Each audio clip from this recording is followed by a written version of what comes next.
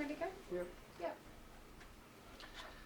It's absolutely with great pleasure that I stand here today and announce that the Hazelwood open cut mine is now safe. That is, the total mine has been declared safe from fire. And when we say that, we also know that there will be, from time to time, from other earthworks that will carry on, the potential for some dust, ash, and even a potential little bit of smoke as they still do some works if hotspots do occur. The most important thing though is this fire is now the condition where it poses no risk of spreading in any way, causing any concern to the Morwell community, but there will be continued works with CFA and the mine to make sure that there are no other hotspots that might occur over the next period. From that means that interstate resources have left in some cases, and what has been 45 days of a fire, a very long fire, a very complex fire, and certainly the first 3 weeks was that put up the most concern over Morwell. From that, there's lots of statistics and there's lots of learnings. When you look at 86,000 litres a minute being pumped onto a fire, which goes into the hundreds of thousands of millions of litres for the duration of the fire, and most of that water has been recycled through the mine. It goes into the number of firefighters, it goes into the number of fire trucks, and it actually shows that not only was it a Victorian event, it actually was supported by our neighbouring states, including Queensland, New South Wales, ACT, South Australia and Tasmania. So it's been a huge event. It's been huge to Morwell, and we always say the biggest concern was the impact on the Morwell community, but we certainly had issues and the complexity about how we've had to manage firefighters and the mines people in the mine over that period. So it has been a very complex fire, something the world's watched and has been something that has challenged us, but we have come through. We said we'd put this fire out and we've been successful in achieving that. Do you have some of those statistics, firefighters, trucks, things like that? We do. At the height of it, 65 fire trucks were operating.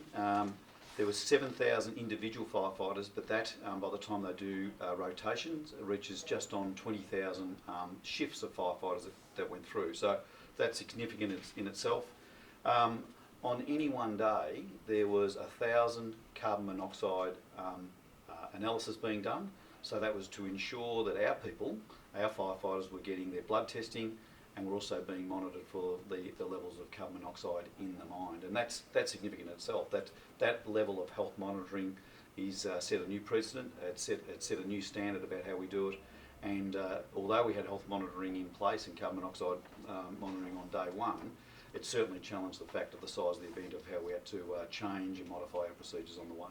When you say it's safe, does that mean there's no fire at all in the mine? No, there's no fire. What we've got is some hotspots, and those hotspots from time to time may generate a little bit of smoke, but there is no fire that has been detected, and that's obviously done with thermal cameras and has been worked on over the last number of weeks to ensure that we've got the fire out, which is where we've declared safe, and all hotspots are out except there is a couple that could reoccur and will be monitored with the mines management, and also CFA will continue to support them.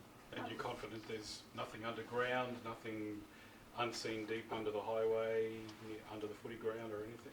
No, there's no heat being detected that has gone subsurface, and that includes under the drain, under the road and back under the southern part of Morwell. That's been a concern all the way through. Likewise, the stability of the northern batters was one of those key issues, because it's so well connected to not only the road, but it actually reaches right back to the backyards of Morwell. So it's been critical that we understand that.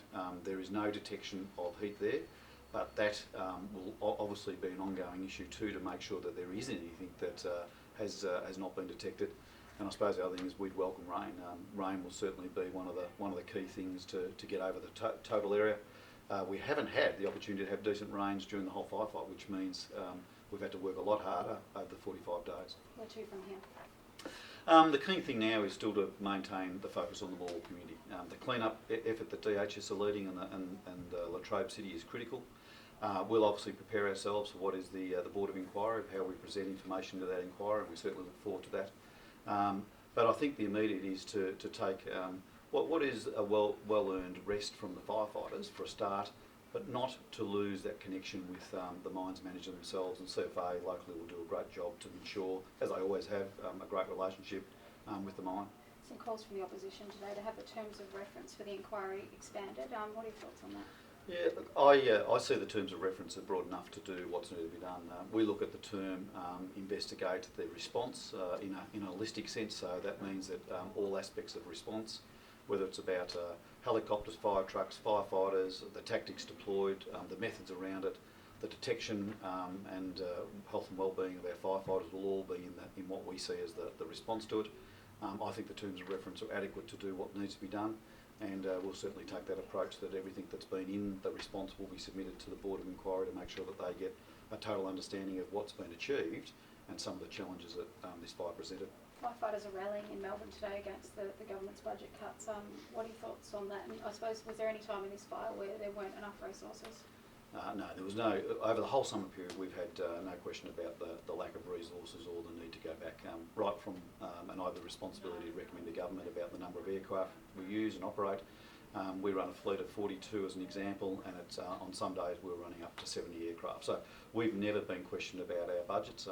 This fire, the Hazelwood open cut fire, will be a very expensive fire without a doubt, and that's yet to be seen, the true cost and how we actually we'll work through the issue of funding of that with the mine as well. So that's under legislation.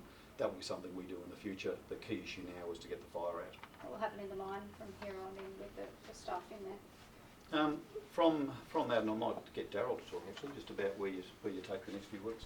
Yeah, we've in conjunction with the mine personnel, we've got local arrangements in place. So if there are any blow-ups or anything like that, then we could quite easily succumb to that and help the mine people out. So firefighters will remain in the mine for some time? They'll remain in the area, and we'll have patrols around the mine area as well.